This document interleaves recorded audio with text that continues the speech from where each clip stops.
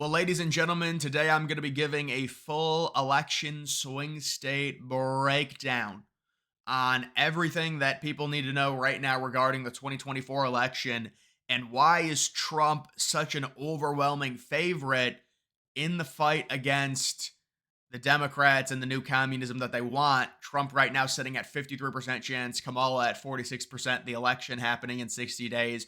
Remember, prior to the DNC, Kamala was at 54%, Trump was at 44, so that was a 10% lead for Harris, and it's completely flipped. That's a 17-point switch. She was up by 10, now she's down by 7. So this is huge stuff. There's been great recent polls for Trump, and it's not surprising. If you look at the polls, you're going to say, wow, it's 50-50, it's a dead heat.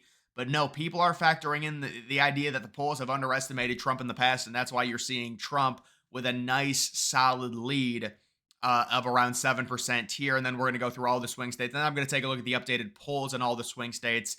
I do that once every 2 weeks to see it because I don't really look through like the overall just average on Real Clear Politics, but I do it during my videos. But first, you do have Nevada. So Nevada right now, I would say, is a slight Trump lean, and they do have Trump at around a 53% chance. This is betting, so maybe I'll give people decent value plays, but no, there's really no value here because it's basically 50-50. Trump at 53%. Certainly, Nevada's a state Trump was doing extremely well in when he was going up against Biden. You would think Nevada, with the no tax on tips and the embarrassment that is the Harris campaign repeating that exact statement in Nevada, you would think that Trump would be able to win the state. I do think that Trump's going to win the state. I think that's going to put him over and the 6 electoral votes. That's a big swing because that's a swing of 12 votes, 6 going from Kamala's column to Trump's, or from the Democrats to the Republicans, whatever you want to say, because that's been a state that's been very hard for Republicans to win, but it's looking good for sure. And a lot of those people are just sick of the communism.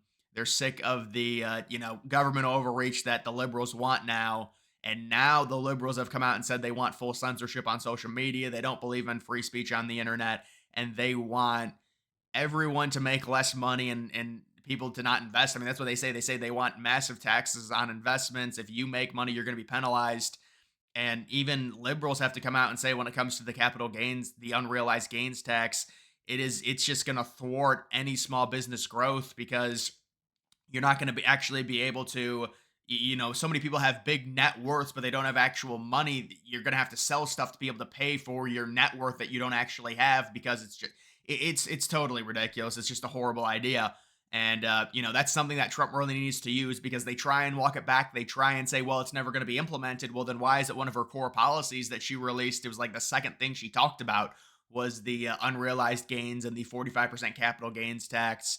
They're trying to weasel their way out of it. That's a big deal for Nevada, with all the service people there and all the tips that they get. You do also have Arizona, Trump up. You can see 63% chance, Harris at 37%. So Trump has a better chance right now, pretty significantly in Arizona, 10% higher. Arizona right now, I think Trump's up by around a point in terms of the aggregate. And Arizona's a state I've always thought it was more of a conservative state. We'll have to see. I mean, it's a swing state for sure. There's no doubt about it. Trump could lose it. It's not a guarantee. But Arizona and Nevada, that's a very important 17 electoral vote swing there if Trump can take 2 of those from Kamala Harris. You do also have the second district in Nebraska. There's just such a limited polling there. So they've got Harris at around an 81% chance to win. Obviously, we wish Nebraska was a winner take all, but it is what it is, I would say. The second district, Harris is the favorite. We'll have to wait for updated polling. You do have the Rust Belt states. So Wisconsin right now, Harris around a 56% chance. I think there's great value on Trump in Wisconsin. When you look at previous polling errors in Wisconsin, it's pretty crazy.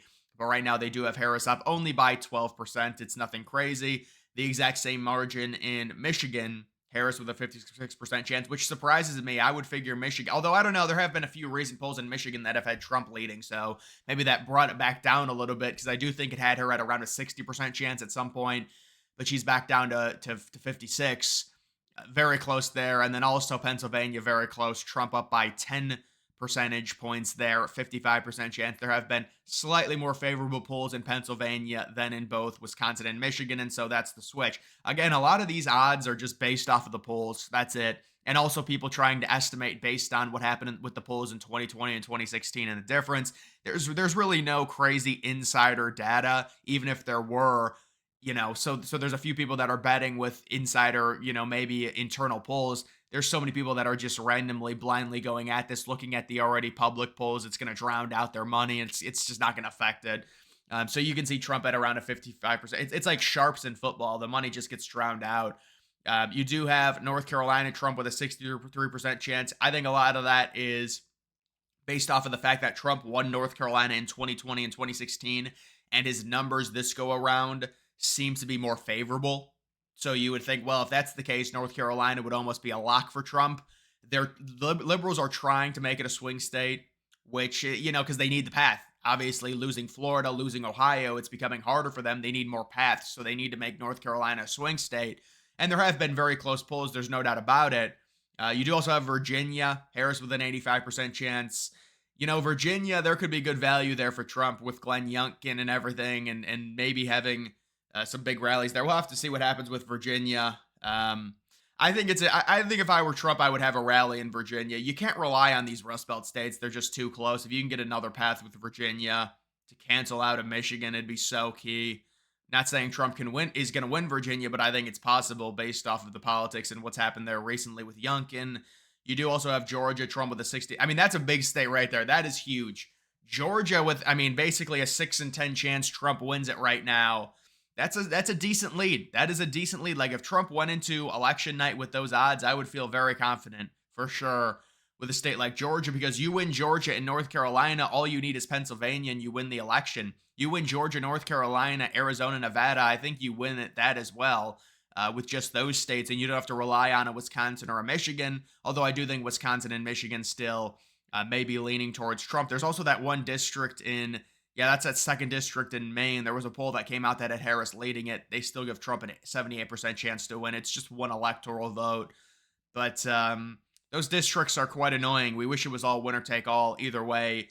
These numbers certainly look very good for Trump. It's not surprising he's at 53% based off of all these numbers. Even with Wisconsin and Michigan, they have leaning to the left. The overall numbers still look very good in terms of that. And you can see the swing states. You do have right now Wisconsin, which has been a very, very tough state to pull for Trump supporters. You could see the inaccuracies. Trump winning the state on September 6th in 2016. It was Clinton +5. You look at the comparison, it's only Harris +1. You look at 2020, it was Biden plus almost 6, Harris +1. So certainly Trump overperforming these numbers. And I do think if we went into election night with Harris up by 1.4, you would get a very easy 2 or 3 point victory for Trump in Wisconsin based off of the polling errors in that state. Taking a look at Arizona, Trump +1. You certainly very, very close. I mean, look at this. This was a massive blowout. Harris actually went ahead slightly here, but it looks like Trump is kind of taking the lead back in Arizona, at least just in the polling average. Not that it matters a ton. You can see in 2020 at this time, Biden was sitting +5. In 2016, Trump was +2.7. So Arizona, it's not like their polls are crazy inaccurate. Trump sitting +1. Certainly, it's within the margin, but it still is something you like to see there. Looking at Nevada, they've got Harris +0.6. This was a state that I do remember Trump being up pretty. Wow, look at that. The results +2.4, +2.4. So it didn't swing at all. But Trump was up by a pretty significant amount against Biden. And you can see recent polls. It's all very, very close with Harris +0.6. But certainly you would have to like Trump based off of the polls in 2016 and 2020 compared to where they are right now in Nevada. You could argue that it is a 50-50 swing state. But again, I would say Trump leads there. Michigan, you look at 2020, Biden was up by 3.5, Hillary was up by 7, Harris is up by 1, so Trump outperforming Michigan as well, seemingly surging at least a little bit. I wouldn't call this too much of a surge, but Harris had around a 2-point lead. It's been cut in half. We'll have to see, because there were a few polls. I mean, some of these polls, they just don't factor into the average, so you also have to take that into account nowadays with so many polls showing up on X. They just don't factor in. You do also have Pennsylvania. Taking a look at Pennsylvania, they've got it as a pure tie. But yeah, I remember Trump was up by like 5-6 points over Biden. But these are good numbers. Certainly, you look at Biden in 2020 at this time +3. Now it's a tie, so Trump's improved that average by 3. Against Hillary, he won the state, and it was a Hillary +6.5 at this time in 2016. So these are really, really good numbers for Trump. Again, basically every state it checks out. He's performing better.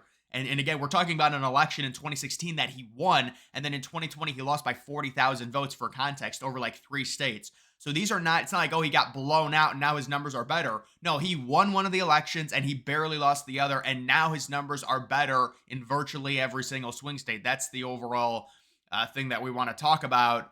You do also have North Carolina. North Carolina, Trump sitting plus zero point 0.7 right now. Certainly, North Carolina, based off of history, you would think would be a state that Trump would win. And then we do also have Georgia, which is a state that right now Trump is around a 60% chance to win. You can see that he's actually underperforming. And really, this doesn't surprise me. This is trends. A lot of this was in 2016, nobody thought Georgia was a swing state. And that was a bunch of, I mean, we remember in 2016, they said Missouri and Iowa, especially Iowa, was going to be a swing state. This was kind of that. So it had only Trump up by one, but nobody thought Georgia was a swing state. Nobody really thought Georgia was a swing state in 2020 either. So the reason that Harris, I think, is performing better, it's just based off of overall trends. And this doesn't mean that she's going to win the state. Certainly, if you look at the betting odds, it looks like Georgia, especially with getting Brian Kemp back on board, that's very important. This is a state that Trump can very easily win, and right now is the favorite to win. You can see it looks like Real Clear Politics does have Harris winning this because it's just based off of polling, of course. I mean, they've given her Nevada. They've given her both. I mean, see, look, this is the issue. This is why it's so good for Trump. As long as he takes Pennsylvania, even in this liberal model, all you have to do is win Georgia, you win the election. All you have to do is win Nevada, you win the election. You don't even need Georgia. You can lose Georgia, you can lose Wisconsin, Michigan, but you do have to take Arizona. So it is interesting. But if Trump is looking at this, you win Pennsylvania, you win Arizona, and you win North Carolina, that already puts you at 265. You just need one more, whether it's Nevada, Georgia, Michigan, or Wisconsin. And you also have the potential chance at Virginia. So there's a lot of options here for Trump for sure. But this is based off of polling. I would obviously disagree with Nevada. I think Trump leads Nevada. I think Trump leads Georgia. You could argue Trump leads Wisconsin based off of the polling error and the history there.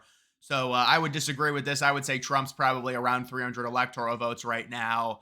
But even this, like if we go into election night with these numbers, it's just a total lock that Trump's going to win. Because again, you're looking at 2016, you're looking at 2020, you're looking at the enthusiasm, you're looking at all of the things that Trump has faced, all of the death threats, all of the assassination attempts, all of the communism that the country faces. This is super huge. And this is, I mean, Trump's putting together a literal dream team, something we've never seen before with Elon Musk and everyone, and all of these liberals coming together. And so many liberals have come out and supported Trump now. And most of their parties, I mean, they're all coming out, they're supporting Trump because good is going to defeat evil. And that's why, I mean, look at Harris and Waltz. They are acting like a communist dictatorship. They say, we don't have to do interviews. We don't have to tell you our plan. We will tax the hell out of you because if you make $1 more than 100K, you're a greedy bastard and you don't deserve to have everything. And it's a big problem when you're running a communist government because they need worker bees. And if you have people that are financially free, that's a big issue for them because they don't have to work for the government. They need workers. They need people. They want people making $40,000 a year. That's the dream. That is the liberal, that is the climax. That is the ultimate erection. It is $40,000 a year. That's what they want. And you're going to get taxed at a low rate, but you can only make $40,000 a year. And all you have to do is work until you're 75. And then you can retire and live in a very small old folks home. And so that's what they're trying to put. So this is why all these liberals have to come out and support Trump. And it's such a great movement for the country. And all of the people that hate America, they're going to have to lose. Maybe it didn't happen in 2020, although we know why now. Mark Zuckerberg confirmed that they cheated. Yes, Mark Zuckerberg confirmed they cheated. Mark Zuckerberg confirmed they cheated. They cheated. They cheated. They cheated. Go ask Mark Zuckerberg. Go ask Mark Zuckerberg. See, that's the thing. I'm just tired of these liberals. Like, oh, you still think the election was stolen? No. Mark Zuckerberg confirmed. I'm not even going to get into it again. This is not a video about that. But you can see. I mean, these are good numbers for Trump. You look at the overall betting. Trump is winning. And again, guys, the thing is, this might come down. It might flow. As long as it's close, we need it close. We just don't want Kamala at around 60, 65%. Then it becomes scary. Just keep it close. It'll be fine. But either way, guys, that is going to do it for this video. Make sure you follow me on X. Link to that's always in the description.